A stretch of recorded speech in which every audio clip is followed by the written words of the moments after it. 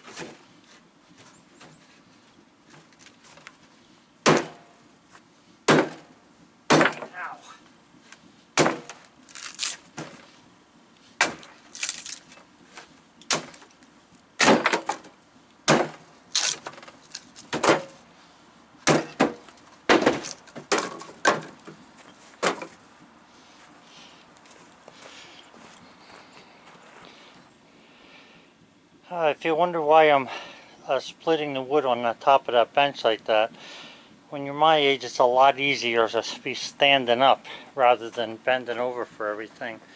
But it works out pretty nice. I'm happy with it.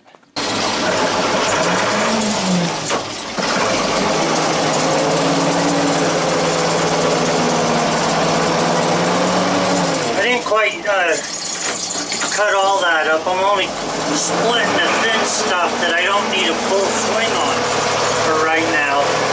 I'm going to stack the rest of this on a pile behind the garage that I have going.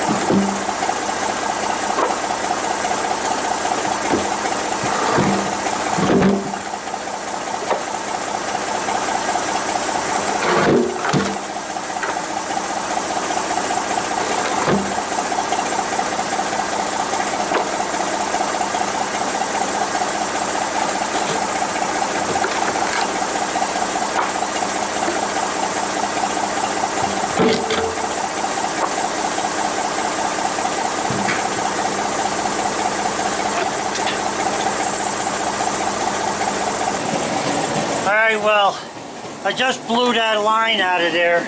You can see the water puddle on the bottom there. So, I'm going to shut this heater down because I was using electricity off of the kiln. I want to put the power back on the kiln.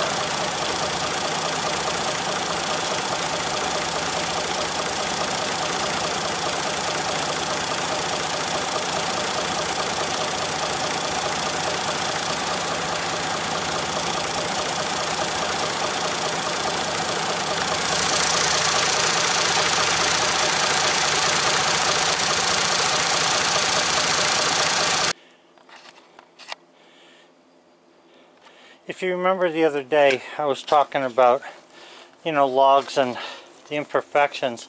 Now you can see this side of that log looks pretty nice, the top there. But on this side, the whole log looks good except for right here. There's like a big knob right here. Now I haven't gotten down there far enough to see what's going on. Hopefully the branch either broke off, you know, somehow, and it just grew around it, and that's as far as it goes. But yesterday, or the other day when I cut, we had one of these where water or something had gotten down inside there and made it have like a black streak, and also so there was a shake at one point through it. So what I'm after here now, this is a 14-inch log, so I can get a 9-inch cant out of that. So you can see I'm right at 9 inches from bark to bark. So I'm not going to cut any more down here on this cut. I just made this cut a minute ago. And also that's the same blade that I sharpened. This is 4 days ago, or 3 days ago now, so it's still cutting strong. I cut about 4 logs yesterday with it, and this is red oak again. So anyway, that's where we're headed. You can see it's a very nice cut. Look how nice and straight that is. Oh, you know, I took the heater that I had here, and I keep it over in the greenhouse because sometimes we use it over there, and my battery on the camera went dead, so I had to get another battery, and I had to go in the mudroom, take my freaking shoes off, and I got these mega boots because they're warm, so that I can walk into the bedroom with my stocking feet, come back out, tie my shoes back up. I'm telling you, it's worse than anything. My wife's not in the house, she went shopping. So, I'm just complaining. Nothing else to do. Alright, so I want to cut this up. Alright, so there's where that knob was. You can see it there. And this is what I've got out of it. I cut about a 2.5-inch piece out here. That gives me that 9-inch cant that I'm looking for. It's nice having that cant list because you know you're not going to go beyond what you have to go to be able to get the 9-inch cant out of this. You're not losing anything. So I would say there's a little bit of a hole there in this knot. It doesn't look like it's bad. The rest of it here looks very sound. So I would say the next cut on that side will probably get me down to good wood. You gotta see. You never know. It's like opening a Christmas present. You never know what you get. Okay, so I rolled it one time. You can see there's only 3 boards there. That's a small cut I made. And like I say with that cant list, now you can see there I'm right at 9 inches. Got a little bit of sapwood, not much. But if you look down the side of the log, you can see the log has a bow in it, a little bit of a bow. It comes out at each end. And this is where the cant list fails, because the tree is not what I would call a mathematical factor, because it's got so many different shapes, but it's close. So down here you see I've got like 6.5 inches, but I still have more than enough tree to get a 9-inch cant out of that. So I'll probably end up with a couple boards smaller than 9 inches. Not probably, it's definite. But that's okay, because as close as we can get. Look at the beautiful grain in that red oak. Oh man. Very nice. Yep. I love it. Okay, so that's the 9-inch cant that I got. Now if you notice, there's some bark on this side. And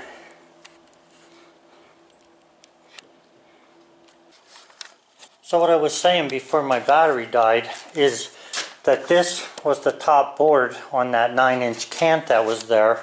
And because, I don't know if I said it before in the video, but because trees are not mathematical in nature, they're their own thing, you can see that there's bark on there where the 9 inches would have been. So what I did was I just cut these boards down to 8 inches by taking one slab off the other end, and then I ended up with that there. pile. So there were 10 boards altogether. All I need is 2 more boards on here and I'll be as high as those 1x4s, and that's as high as I'm going with this pile. So I need some 1x6s yet, some 1x10s, and a couple 1x12s, and then I'll be finished with this in here, and I'm going to let this do its thing. Yeah, what happened there with that knot is, just for a trial and error, I turned the knot directly up. So the knot was straight up, and I don't know if it's underneath her, but I lost it pretty quick. I got down there maybe 3 cuts, and then the knot was pretty much gone right away. So it doesn't always work that way if you turn the knot up. Sometimes you have the knot all the way through the tree, like at least to the center, and if the tree grew off center, you know, it could be 3/4 of the way. But this tree here, this can ended up with that big knot that you saw earlier in the videos. It ended up with it running out after 2 cuts. So there was 2 planks cut out of there, and then the knots were gone. Otherwise, looking good. Very nice red oak. It's staying nice. It's drying very slowly out here, that's for sure, so it's not doing a lot of moving around. And not only that, we haven't had any real good sun in a couple of days, so it doesn't get very warm in the greenhouse either. Right now it's, what is that, 19 degrees in here. We have some snow, but we're supposed to get snow tonight. So, well guys, that's it. I can see that she's back from shopping. So, talk to you again later. Have a good one. Bye.